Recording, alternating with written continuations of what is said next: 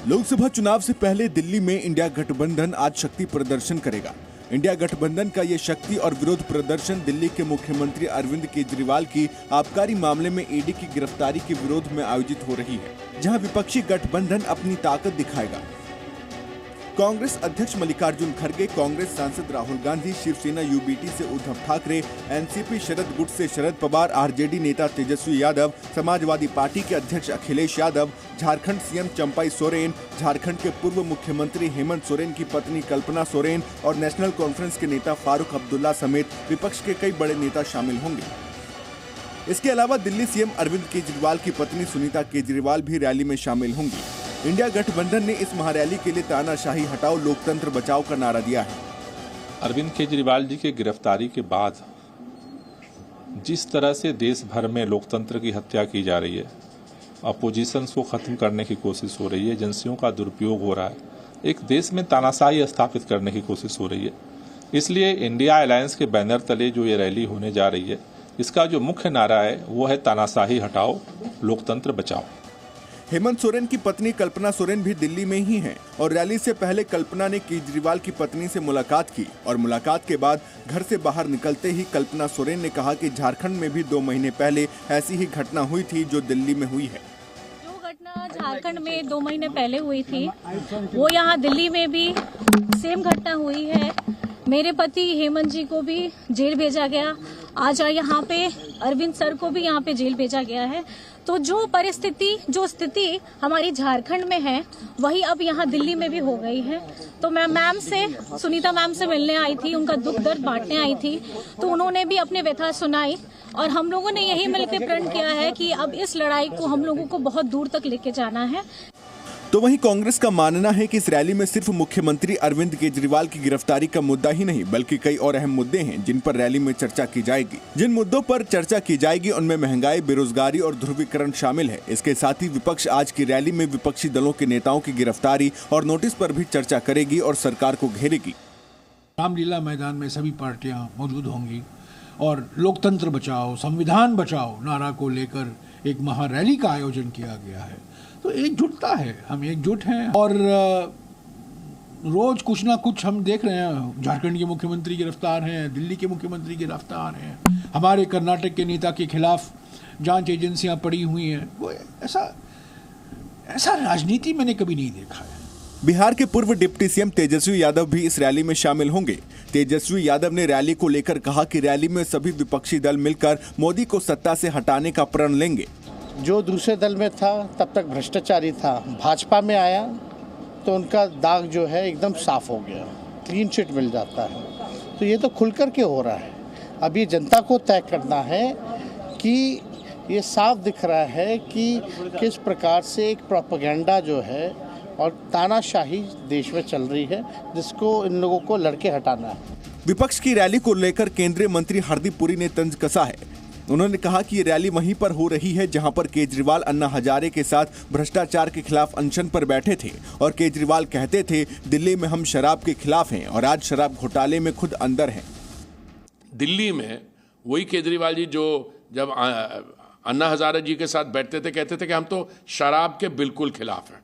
ठीक है, सिर्फ ये शराब के पक्ष में नहीं हो गए, इन्होंने इतना बड़ा एक शराब का घोटाला किया दिल्ली में। इनकी पोजीशन देखिए, भ्रष्टाचार के ये खिलाफ थे और खुद भ्रष्टाचार में पड़ गए, शराब के ये खिलाफ थे और खूब इन्होंने शराब का घोटाला किया। दूसरी ओर प्रधानमंत्री नरेंद्र मोदी पश्चिमी यूपी की रणभूमि से चुनावी शंखनाद करने जा रहे हैं। क्रांति भूमि मेरठ की सरजमी पर पीएम मोदी गरजेंगे। इस रैली में एनडीए का कुनबा भी पीएम मोदी के साथ मंच साझा करेगा। यूपी में गठबंधन छोड़कर कमल के साथ आने वाले जयंत चौधरी भी पीएम मोदी के साथ मंच साझा करेंगे। 15 साल बाद आरएलडी के मुखिया चौधरी जयंत सिंह प्रधानमंत्री के साथ दूसरी बार मंच साझा करेंगे। ये रैली इसलिए भी बेहद अहम है क्योंकि लोकसभा चुनाव का बिगुल बजने के बाद ये पश्चिमी यूपी में पीएम की पहली रैली है। मेरठ में दूसरे चरण में मतदान भी होना है। मेरठ में दूसरे चरण में 26 अप्रैल को मतदान होगा। 2014 और 2019 में भी नरेंद्र मोदी ने लोकसभा चुनाव का बिगुल यहीं से फूंका था। मेरठ, हापुड़ के अलावा बागपत, मुजफ्फरनगर, बिजनौर, कैराना, सहारनपुर, गाजियाबाद, बुलंदशहर और गौतम बुद्ध लोकसभा को साधेंगे। साथ ही यहीं से मोदी देश भर का सियासी पारा भी गरमाएंगे। साल 2014 में मोदी लहर के बीच बीजेपी ने पश्चिमी यूपी की सभी 16 सीटों पर जीत हासिल की थी, लेकिन 2019 में एक बार जब बहुजन समाजवादी पार्टी एसपी और आरएलडी ने हाथ मिला लिया तो यहां भगवा पार्टी की संख्या घटकर 9 हो गई। बीजेपी प्रदेश अध्यक्ष भूपेंद्र चौधरी ने पीएम मोदी की रैली को लेकर विपक्ष पर हमला बोला है। भूपेंद्र चौधरी ने कहा कि पीएम मोदी के 10 साल का रिपोर्ट कार्ड इतना बड़ा है कि कोई सामने टिकेगा नहीं। पूरे 10 वर्षों का लेखा जोखा लेकर कल माननीय प्रधानमंत्री जी मेरठ की जनसभा के माध्यम से देश के सामने होंगे और ये हम सब लोगों के लिए गर्व की बात है कि हमारी सरकार और माननीय प्रधानमंत्री जी जो कहा वो किया है और उसका लेखा जोखा लेकर जनता के बीच में रहेंगे। रैली की व्यवस्था एसपीजी ने संभाल ली है। चप्पे चप्पे पर पुलिस और अर्धसैनिक बल के जवान तैनात किए गए हैं। एडीजी सुरक्षा, एडीजी मेरठ जोन सुरक्षा की मॉनिटरिंग कर रहे हैं। रैली स्थल पर 1500 से ज्यादा पुलिस कर्मियों को तैनात किया गया है। बीजेपी ने भी किसी भी सत्ता विरोधी लहर को रोकने के लिए पश्चिमी यूपी में अपने कुछ मौजूदा सांसदों को हटा दिया है और नए चेहरे जिसमें रामायण सीरियल में राम का किरदार निभाने वाले अरुण गोविल को टिकट दिया है। अब देखना होगा जनता क्या इन चेहरों पर भरोसा करके एक बार फिर से 2014 वाला इतिहास दोहराती है या फिर बीजेपी के खिलाफ मतदान करती है। ब्यूरो रिपोर्ट, जी मीडिया। लोकसभा के चुनावों की तारीखें जैसे जैसे नजदीक आती जा रही है वैसे वैसे चुनावी माहौल और दिलचस्प होता जा रहा है। दलों के बीच की लड़ाई या परिवार की लड़ाई बनती जा रही है। जिस परिवार के लोग कभी साथ हुआ करते थे वो लोग आज चुनाव में आमने सामने हैं। महाराष्ट्र से लेकर झारखंड तक, मध्य प्रदेश से लेकर हरियाणा तक यही माहौल देखने को मिल रहा है।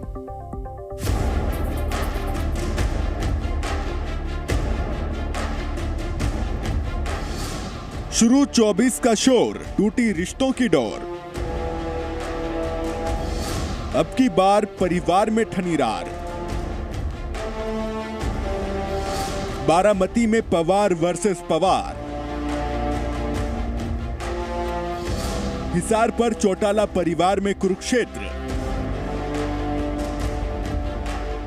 24 के चुनावी रण का बिगुल बज चुका है और इस चुनावी समर में सभी दल चाहते हैं कि उनके दलों को ज्यादा से ज्यादा सीटों पर जीत मिले, जिसके लिए वो अपनी पार्टी के भरोसेमंद चेहरों पर दांव आजमा रहे हैं। कई दल के नेता अपने परिवार के सदस्यों को लोकतंत्र के मंदिर में पहुंचाने के लिए चुनाव के मैदान में उतार रहे हैं। ऐसा ही कुछ महाराष्ट्र की बारामती सीट पर देखने को मिल रहा है, जहां एक और अजित पवार ने अपनी पत्नी सुनेत्रा को बारामती से उम्मीदवार बनाया है, तो वहीं शरद पवार ने बारामती से मौजूदा सांसद और अपनी बेटी सुप्रिया सुले को पार्टी का उम्मीदवार बनाया है। जो विश्वास आदरणीय मोदी साहब ने, आदरणीय शाह साहब ने, आदरणीय हमारे मुख्यमंत्री जी ने, आदरणीय हमारे उप मुख्यमंत्री जी ने और हमारे राष्ट्रवादी पक्ष के राष्ट्रीय अध्यक्ष अजीत दादा, प्रदेशाध्यक्ष सुनील जी तटकरे जी, प्रफुल्ल पटेल जी, रामदास आठवले जी, जानकर जी, हमारी महायुति की सब ने मुझ पे जो विश्वास दिखाया उसके लिए मैं, और मुझे काम करने की जो अभी ये भी संधि दी, इसके लिए मैं सबसे आभारी हूँ। अजीत और सुप्रिया चचेरे भाई बहन हैं। इस रिश्ते से सुप्रिया और सुनेत्रा ननद भाभी हैं। लंबे समय से सुनेत्रा पवार बारामती में चुनाव प्रचार कर रही हैं और स्थानीय लोगों और पार्टी कार्यकर्ताओं से मुलाकात कर रही हैं। हालांकि अब बारामती लोकसभा सीट को लेकर पवार परिवार के भीतर लड़ाई बिल्कुल स्पष्ट हो गई है। महाराष्ट्र में शरद पवार की अगुवाई वाली एनसीपी में जब से 2 फाड़ हुए हैं, तब से ही बारामती की सीट को लेकर बयानबाजी सामने आती रही है। अब वो सियासी लड़ाई ननद भाभी के आमने सामने तक पहुंच गई है। इसी के साथ बारामती सीट राज्य की सबसे वीआईपी और दिलचस्प मुकाबले वाली सीट बन गई है।